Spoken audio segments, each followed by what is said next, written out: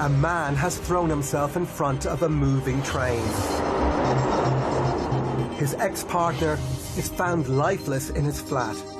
The killer is Theodore Johnson.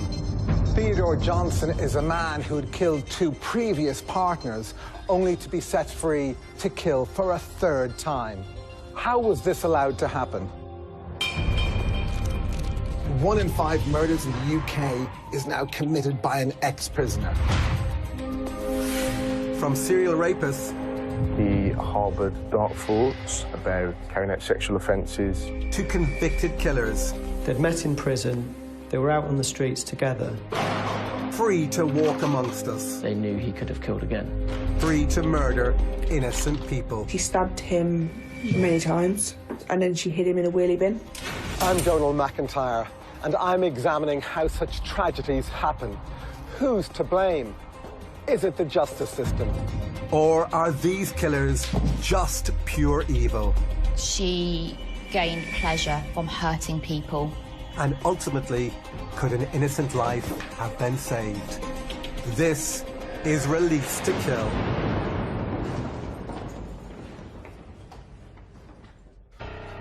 Often serial killers are placed behind bars because they're a menace to society, a threat to a stranger passing by. However, sometimes they're exclusively a danger to the ones they say they love. Who is Theodore Johnson? What possessed him to kill his wife and 2 other partners? In September 1980, a young Theodore Johnson arrives in the UK from Jamaica to join his wife, Yvonne. Along with their 2 sons, they settle in a high-rise block in the Midlands town of Wolverhampton. The couple hope it will be the start of a happy and successful life together. They make an unlikely pair. He's a small man, dwarfed by his much larger wife. Matt Cooper and his family lived in the flat next door. She used to come around to our house when she first moved there, asking us to do a job, put a plug on a kettle or on an iron. Yvonne works in a local factory, while Theodore finds work in a car repair shop. But that was just seemed a normal, happy couple like anyone else. But behind closed doors, it was a very different story. Just a year after arriving in England, on a typical weekday morning, the image of this loving family is shattered.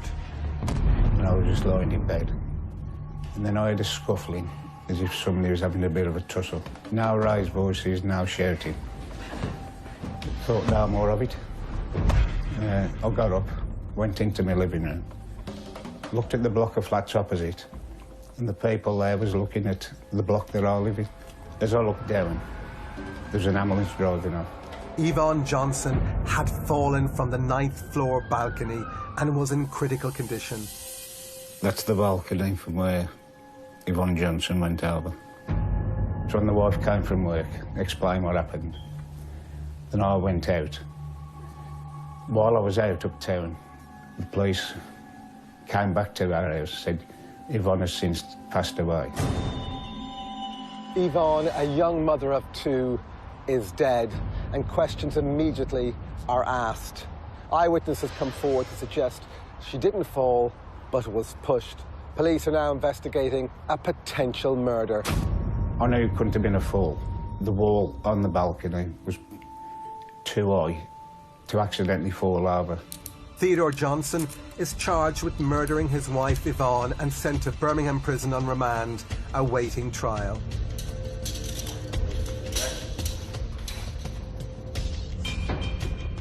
His neighbours are shocked to receive a letter from him giving his version of events. When I came to England, Yvonne had been beating me, and I never hit her back. I could not take it any longer, and we started to fight. So I hit her with a vase in the head. I could see blood was running. We then went out onto the veranda, still fighting. I pushed her, and she went over. Johnson's letter doesn't appear to be aimed at the Coopers at all.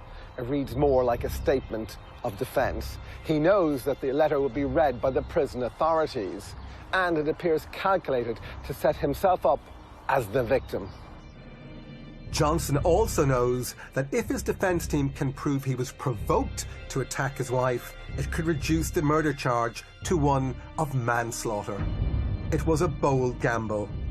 The defense is based on the proposition that the killing was pursuant to some form of provocation.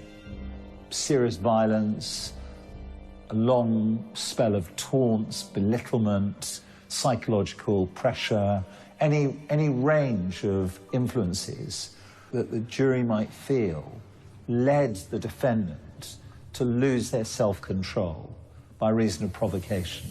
Not much is known about Theodore Johnson before he arrived in the UK, and his claims that his wife was violent towards him were taken at face value. But where was the evidence? In court, Johnson's defense team plays the provocation card. It claims that Yvonne beat him, with no one's word except Johnson's to go by.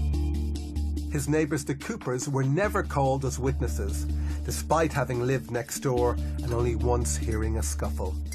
Their evidence would not have fitted Johnson's story. No, we never gave a statement, we was never asked for one. The only time the police came to our address was the morning it happened, to ask me if we'd heard anything.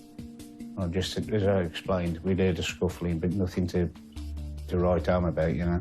No raised voices. And we never heard from the police again. A police officer tells the trial that Johnson is a battered husband, and the jury believes him. Johnson is found guilty, not of murder, but of the lesser charge of manslaughter on the grounds of provocation. He is sentenced to just 3 years and returned to Her Majesty's Prison, Winson Green, now known as HMP Birmingham.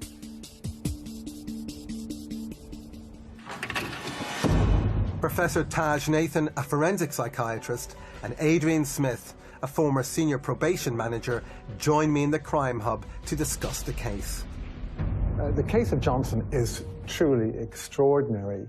In this case, so he claimed to be a battered husband, driven over the edge into a fit of pique and anger. And yet the evidence is that he was involved in an altercation with his partner, and then, for a small man, kind of, literally threw her over, while alive, over a wall in a tower block. So his account, and as I understand it, we only have his account to go on for what happened at the time, was that he was responding to aggression from his wife. But there's still a question in my mind is why did he go on and take the action that he did in terms of throwing her over the balcony? It's interesting, as a battered husband at the time, that kind of subverted the cultural norms, the sense that, being the weak man, that would have challenged his masculinity and culturally, so it would have been quite an unusual defence. Yes, and I think, interestingly, we'll see, as we talk further about what happens in this case, that this is a man who's quite often able to make himself look the victim and is prepared to present himself as the victim. And part of the reason why he won the argument in court, do you think it had anything to do with the fact that he was a rather diminutive man, small of stature, a wife was bigger, a larger frame, that disparity helped support his defence? And that's missing the point. It's the point about the relative strength of males versus females. So a diminutive male may well be a lot stronger than a larger female. That it just doesn't follow. So, but the jury was obviously, I'm sure, was influenced by his small size, his small stature. Adrian, do you think the fact he got away with manslaughter instead of murder emboldened Johnson potentially in respect of future crimes? It's quite possible, it's quite feasible. He knows full well that he was never a battered husband. He will feel emboldened.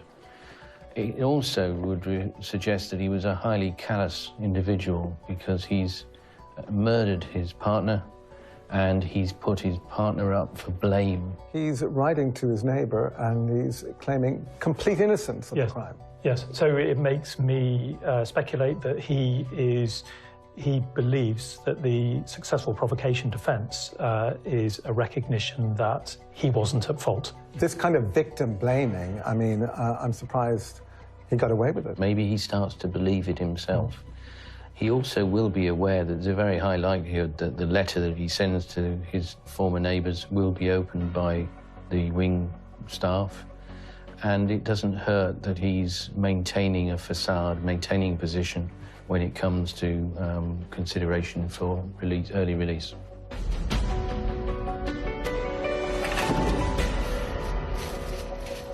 To get off a murder charge, Johnson has managed to persuade everyone that he's a battered husband. But it won't be long before he's back in court on a very similar charge.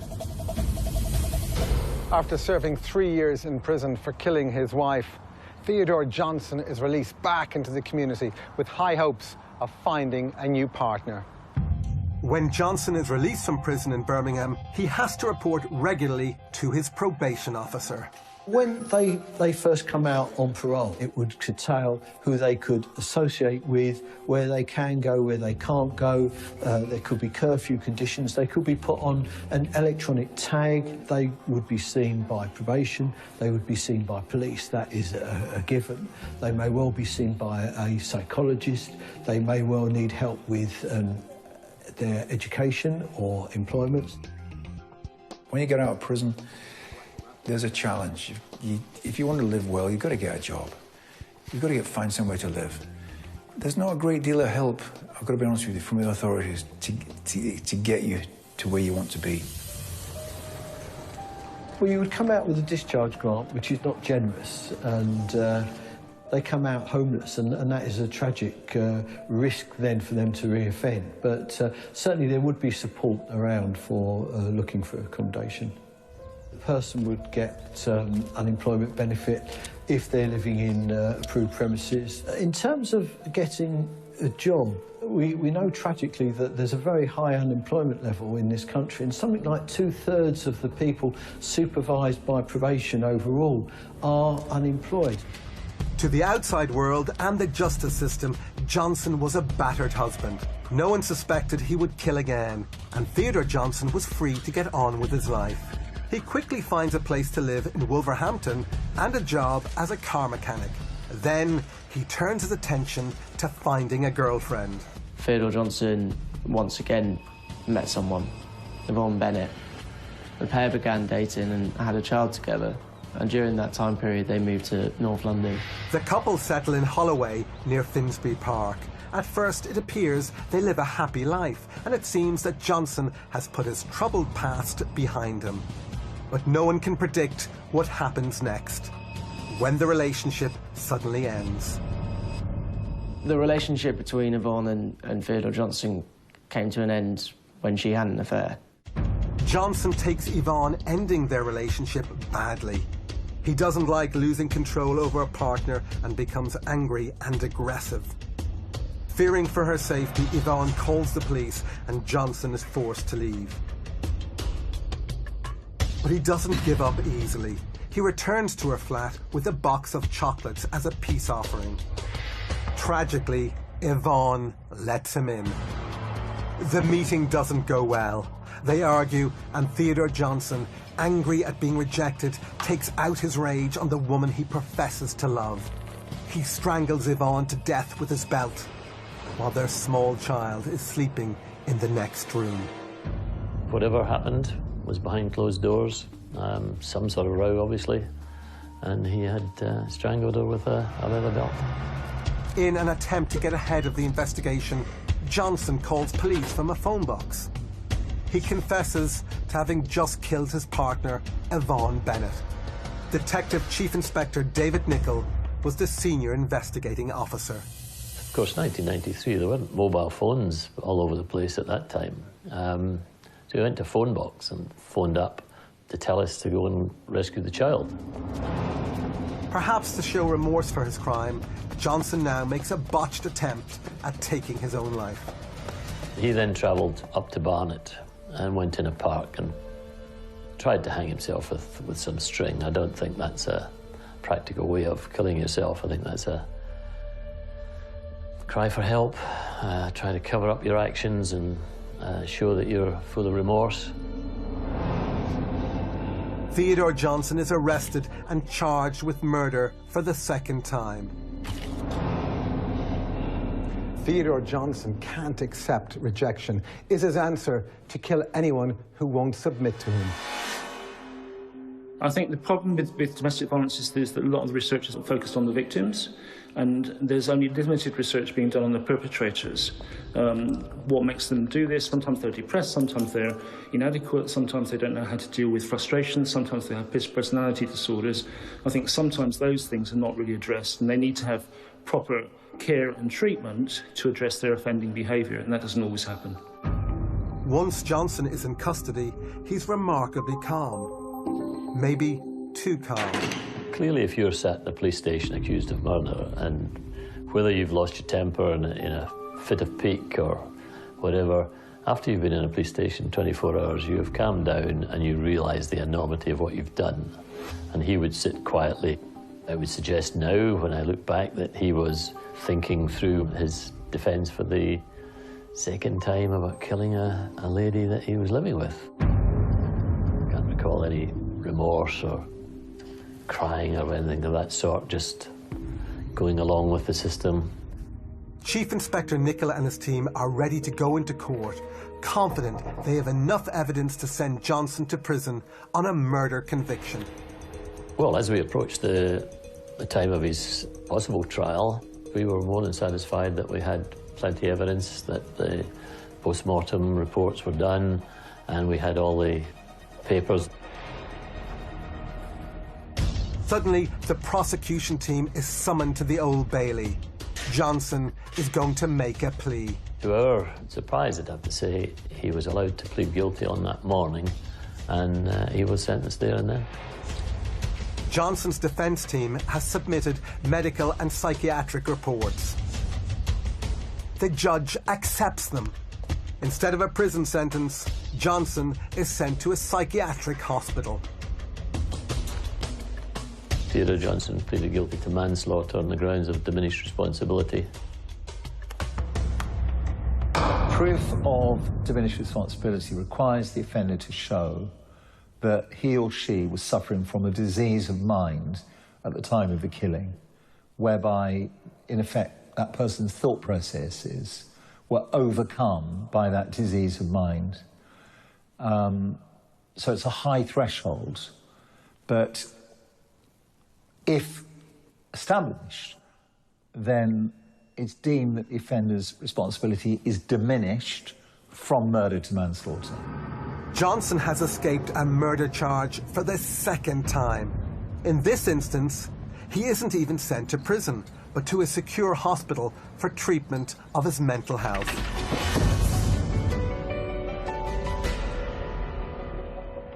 Diminished responsibility means at the time of the offence, you were complete loss of control and didn't know what you were doing. But clearly, this was a man suffering rejection. We've seen it 1,000 times before. Rejected, dumped, kills his partner because he can't deal with the pain of losing it.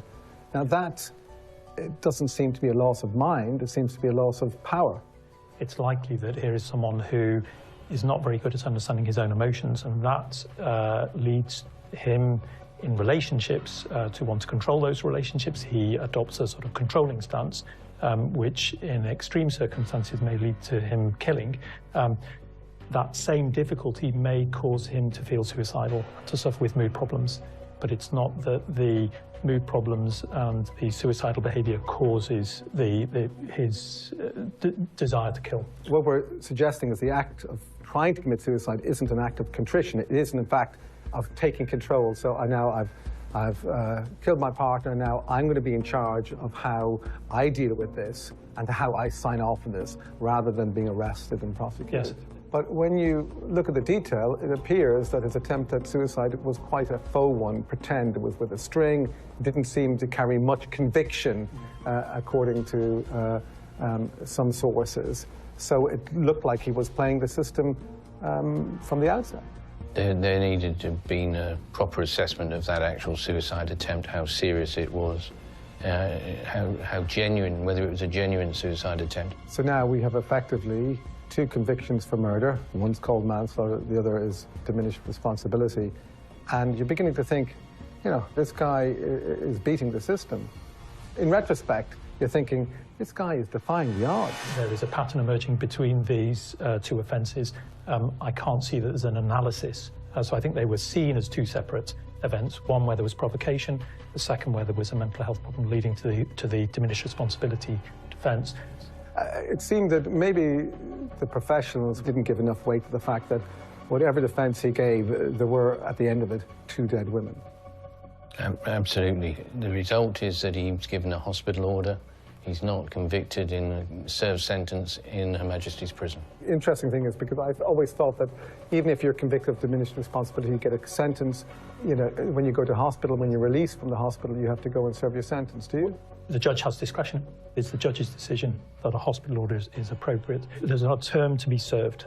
It is when the individual is considered by the clinicians that they have reached a position where they can be discharged from hospital. But again, it ignores the issue that there is likely to be something else leading to his homicidal behaviour aside from the depression. So basically, treat him for depression and he's fine to be released. That would seem wrong and inappropriate, but the issue here is that this second offence, the focus is on his mental health needs and not on his criminal behaviour. If you take events at their worst construction, murder 1, murder 2, what kind of person is Theodore Johnson? Well, it has to be acknowledged that he may well be suffering from mental health issues, that's for sure. Possibly depression, possibly other things, but he's clearly a highly devious, manipulative individual and very dangerous. Johnson has now killed 2 women and avoided 2 charges of murder. It's obvious that he's a danger to any woman who rejects him. But on day release from the secure psychiatric hospital, he meets a 3rd woman and secretly starts dating her. Theodore Johnson is now in a psychiatric hospital. There is no minimum term to his time there. Mental health professionals will decide when he is fit to be reintegrated back into society, if ever. Johnson is admitted to London's Chase Farm Psychiatric Hospital in March 1993. But by 1994, he's already being allowed to attend a training course in the community on day release. In an extraordinary twist of fate, relatives of his second victim, Yvonne Bennett, spot Johnson in the street. And it was out of the blue that the relatives phoned me up and said that they'd seen him in the street with an escort from the hospital. So the risk assessment process before somebody is released on day release is complex, or should be complex. Is there any intelligence within the psychiatric unit that this person is, for instance, using drugs? Is he an abscond risk? Is there any evidence of violence or bullying with other inpatients? All these things would be taken together to assess whether he was deemed suitable for day release. Johnson starts attending a furniture-making class, but at all times is escorted. The benefits to learning a skill on day release are absolute. Belonging and a sense of accomplishment are all intrinsically primary needs of ours, and without these can lead people to offend. So if we are providing somebody with a skill, if we are providing them with a place in society, which a job gives us, then we are absolutely reducing their risk on a greater level than many, many other factors. Somehow Johnson persuades staff that he's no risk, and in mid-1995, just 2 years after his admission to psychiatric hospital, he's allowed out in the community on his own. Shortly after, he begins dating a woman in the class, mother of 4, Angela Best. She is totally unaware that her new friend is a twice convicted killer. It's astonishing that only 2 years after his second killing, Johnson is walking the streets like a free man. The staff at Chase Park Hospital have no idea what he's doing or who he's meeting. This lack of supervision will eventually have fatal consequences. This case is a confusing one. He, at this point, had killed 2 women. So to be inside a hospital for only 2 years after your second killing, prior to starting to reintegrate into society, does feel like an incredibly short amount of time and incredibly short-sighted in terms of potential treatment needs, whether we're thinking of kind of more general psychological treatment needs or risk needs. This seems like an unusual decision. Because Johnson isn't serving a prison sentence, his release from psychiatric hospital is decided by the Mental Health Tribunal. A judge, lawyer, and psychiatrist assess whether the patient is mentally fit and suitable for release back into the community. Theodore Johnson manages to persuade the tribunal that he's no risk to society. And in 1997, just 4 years after killing for the second time, Johnson is a free man again. It's a decision that will end in tragedy. There were serious concerns about Theodore Johnson before he was released. I think somebody said before that he was known to be manipulative and to not tell the truth when he was talking to his staff, and yet they still went ahead and released him. And the problem is the people who released him, the Mental Health Tribunal, is we don't know who they are. We don't know the name of the judge, we don't know the name of the psychiatrist, we don't know the name of the lay people. They do all this in secret, and we're not allowed to know what happened because of patient confidentiality, they claim. Johnson is a free man, but there's one binding condition to his release. He must tell supervising doctors and social workers if he forms a new relationship. But this relies on Johnson being open and honest. It doesn't take long for Johnson to completely disregard this restriction. He and Angela Best, the woman he met at the furniture course, start living together in Camden, London. Angela knows nothing about Johnson's past as a killer. To anyone who meets them, and also to Angela, they appear to be a normal, loving couple.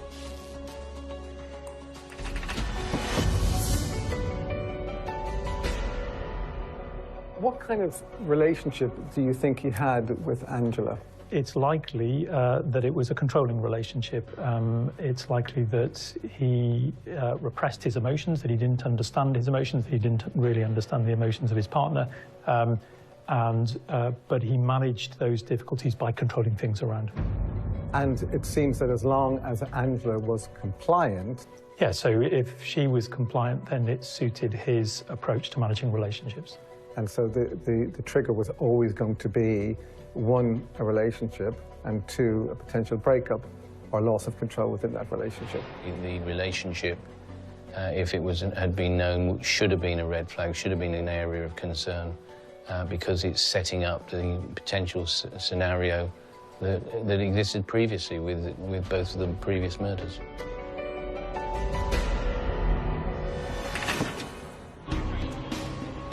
Johnson is effectively living life as if nothing ever happened, despite the fact that 2 women have lost their lives to his hand. After his release, a psychiatrist and social worker from the Camden and Islington NHS Trust visit him regularly at home, and every 3 months they send a report to the Department of Justice. But there's one problem for Johnson. A condition of his release is that if he starts a relationship with a woman, he must immediately tell the authorities. Luckily for Johnson, apart from just on 2 occasions, he was always given advance notice of visits by his monitoring team. Because there were no surprise visits, he was plausibly given quite a lot of opportunity to prepare himself if anyone did come. Every month, Johnson has to get Angela out of the house and hide every trace of her existence. The mental health team never suspect a thing. They never search the flat and never actively investigate whether he's in a relationship because they're not allowed to under patient confidentiality rules. Once again, Johnson has the upper hand over the authorities and full control over his relationship with Angela. It's no good for the offender to say, you can't talk to my family, you can't talk to check up, because they only went on the basis of what he told them, and that wasn't safe and that wasn't secure enough. This was a woefully inadequate system to keep people safe. Johnson was so successful at hiding his criminal past from Angela and this relationship from the authorities that this situation of secrecy and control went on for an incredible 19 years. Social workers took much of what he said at face value. Given his propensity for lies, what should have been done differently?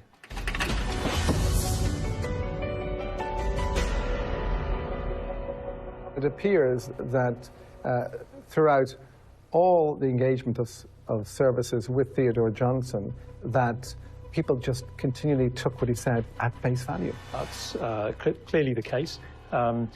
The recommendation at the time of discharge was that there should be unannounced visits, and that he should disclose to services if he's in a relationship, on the understanding that then there would be a discussion with his partner about the history. But that just didn't occur, and there was a heavy reliance on his self-report. And the incredible fact about this is that it runs on for decades, where he doesn't disclose that he's in an intimate relationship. It's a requirement of his licence condition, and it's never identified. And for 19 years it's not identified. One would have thought at some stage a clue would have jumped out, because he'd have had to hide toiletries, he would have had to hide family or personal photographs. And how he managed to keep that up for so many years, I don't know. But he did, and that is particularly concerning. But over 19 years, the people monitoring him have changed. And every year that he doesn't commit an offence, every year he doesn't commit another murder, then people begin to think, well, whatever's working is working. So he must be, falling down the hierarchy of risks and the management of risk for all the people that they're working with. Yes, so that's an inevitable way that health professionals may approach this case. So they may start to assume that, well, because we're not seeing a repeat of this behaviour, and because that is occurring for an increasingly long period of time, that the risk is going down. But it still doesn't take account of the psychological factors that would have influenced his actions at the time of the two previous offences. 19 years, crime-free, hasn't disclosed everything, supervisor goes to the house. What's the engagement like? Well, he's a man in his 60s. He's probably got a good relationship with his social supervisor. And supposedly, it's required to be a supportive relationship. So it's probably a pleasant interface. And it happens maybe monthly by this time. And they're probably not asking the questions that they ought to be about what's going on in his life. What would have happened if he disclosed he was now in a relationship? Well, the first thing about that is that that would be a clear breach of his licence conditions. So that would need to be escalated, raised with the psychiatrist. There is potential for recall to the hospital. It seems to me the trigger point was the breakup of relationship. That triggered catastrophic events in 2 instances. And the reason why he had to disclose any other relationship, because if he got into a relationship, there was a clear risk that if that relationship was heading towards a breakup, somebody else would lose a life. Considered analysis of the 2 previous offences would lead one to consider that if there are relationship problems, or if there's a threat of abandonment within a relationship, then the risk to his partner goes up. It seems to me that there isn't enough time for game playing. What if he's in a long-term relationship and not telling us about this? Given that there was a history of him being prepared to deceive, that should at least have been considered as a possibility, and things should have been put in place. Now, it can't be guaranteed that if those things were put in place, they would have found out, but there would be an increased likelihood that they would have found out that he was deceiving the health professionals. So I think it's been accepted that the approach to risk assessment wasn't imaginative enough. So there wasn't a consideration of the scenario that he may have been lying. It's quite interesting when you say that the risk assessment wasn't imaginative enough. That is saying, well, listen, let's suggest he's telling one small lie here, he's met somebody, and then we extrapolate, well, let's suggest he's in a relationship. Let's suggest that at some stage, this relationship breaks up. And so 5 steps down the chessboard, this is the crunch point. And nobody ever kind of drew this map. There should have been an unannounced home visit. There should have been a number of those over a period of time. There should have been questions that are focused and asking him to tell us about his circumstances and challenging him as necessary. There was no challenge.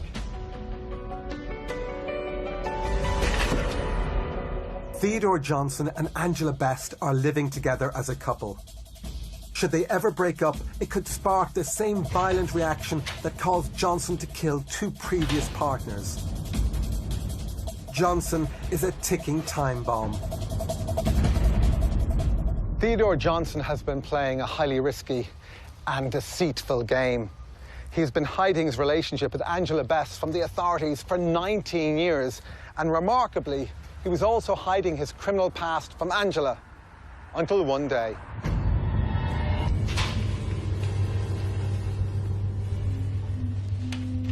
This is the most heartbreaking and troubling part of the tale, is that the way that Angela Best found out that Theodore Johnson was a killer was through a confession letter that she found in the property. Theodore Johnson admitting that he had killed one of his previous partners. So for 20 years, Angela Best didn't know that. She had no clue that he was a killer. Reeling from the shock that the man she's been living with for 19 years is capable of killing, she confronts Johnson. At that stage, she not only discovered that he had killed one of his previous partners, but 2. Angela is both horrified and angry. She immediately ends the relationship. In the month after the breakup, Johnson continued to be monitored by social workers and psychiatrists who remained completely unaware that he'd had a girlfriend for nearly 2 decades. It's hard to know the mental state of Theodore Johnson after the breakup. On the 8th of December 2016, a social care worker and psychiatrist visited Theodore Johnson. He was deemed to not be depressed, and social care didn't think anything of it. Despite discovering his dark past, Angela keeps in touch with Theodore beyond the breakup.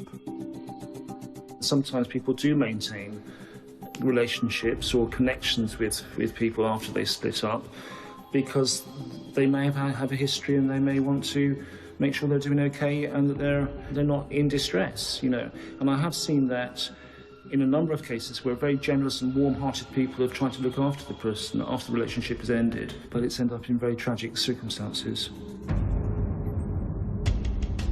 Because the authorities have never known about his relationship with Angela, they have no idea about the severe danger she's in. She had ended the relationship and had told him that she had never been happier, and it's this that seems to have acted as a particular trigger. On the 15th of December 2016, Angela agrees to help Johnson with a passport application. In complete innocence, she goes around to his flat. 3 months after their breakup, and Angela is walking into a trap. She went upstairs into the flat and never returned. She was brutally murdered, to say the least, by Theodore Johnson. She was hit in the head with a hammer and strangled with a rope from a dressing gown. After the brutal killing, Johnson flees the crime scene. He got in his car and drove to Cheshunt railway station. At that point, he tried to take his own life and jumped in front of a train. And he was severely injured as a consequence of that. Not for the first time, Johnson's partner refuses to be coerced by him and ends up dead. Theodore Johnson, now wheelchair-bound with 2 severed hands from his attempted suicide, goes on trial at the Old Bailey. This time, he's run out of get-out-of-jail-free cards and doesn't try to play the victim. He's finally convicted of murder. For Chief Inspector Nicholl, it's finally justice for Angela Best, Yvonne Bennett and Yvonne Johnson. And he won't be out till he's 93, and he's been crippled. The man's in a wheelchair now. He cannot be a danger to women, but the system as such has finally said that's enough, more than enough, and without giving him a whole life tariff, as in you will stay until you're dead, to all intents and purposes, he'll probably die in prison. Johnson has everyone fooled for nearly 2 decades. What else could the authorities have done?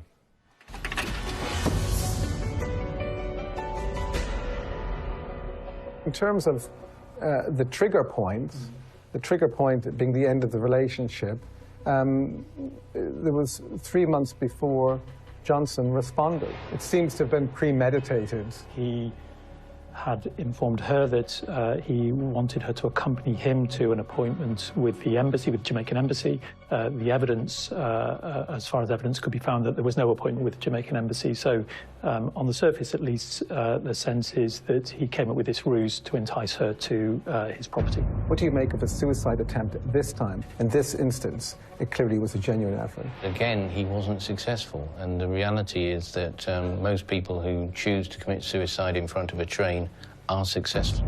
And what we see yet again in the suicide attempt is, I would say, an intention to present himself as a victim, a battered husband pushed to the edge yet again. My sense is that this is another manifestation of some serious psychological flaws. So the homicide and the attempted suicide are both sort of effects of these underlying flaws to control and to behave in an extreme way when he feels out of control.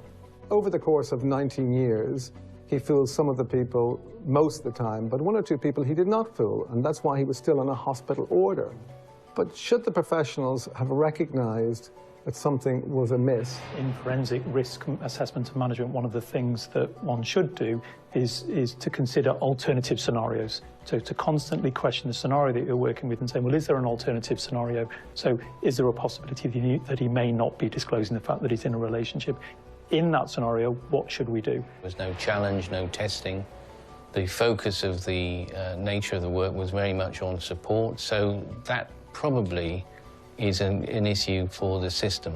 And by the time we get to things going wrong, the social supervisor finds Theodore Johnson to be a pleasant elderly man now, who surely doesn't present any risk and has been mentally unwell in the past, but isn't anymore. And there's no doubt the inquest made a devastating finding for the family of Angela. Yes, the concern was raised about the difficulties health services have in disclosing information or approaching people without the patient's consent. But in this case, this is an individual who potentially presents a very high risk. So the inquest raised questions about whether there should be mechanisms for disclosure of information. Summing this for you, Adrian, professional in probation, dealt with cases, management of risk all the time. What does this speak to you about this, rounding it up? The main issue is that Angela Best should have been informed about Theodore Johnson's background, his previous behaviour. And if she had been, I suspect she would have left him at an earlier stage. Would that have made her safe? I don't know that we'll ever know about that.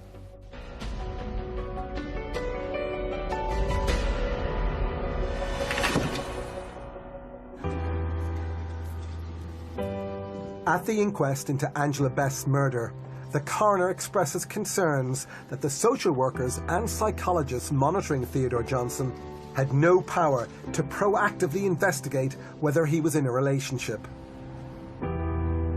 Instead, they relied on Johnson's honesty to tell them.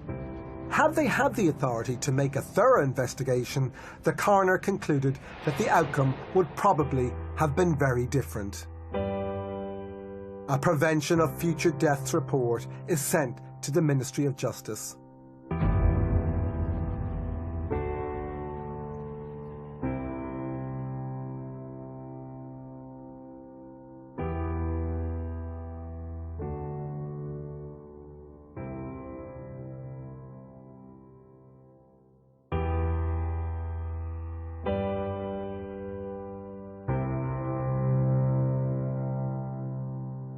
Theodore Johnson killed 3 of his partners in 3 separate incidents over nearly 4 decades. The courts, police and probation were fully aware of the risks he posed to women, but those most at risk, his partners, were not told. If the services had done their job, then at least 1 life could have been saved. Hopefully now, those lessons have been learned.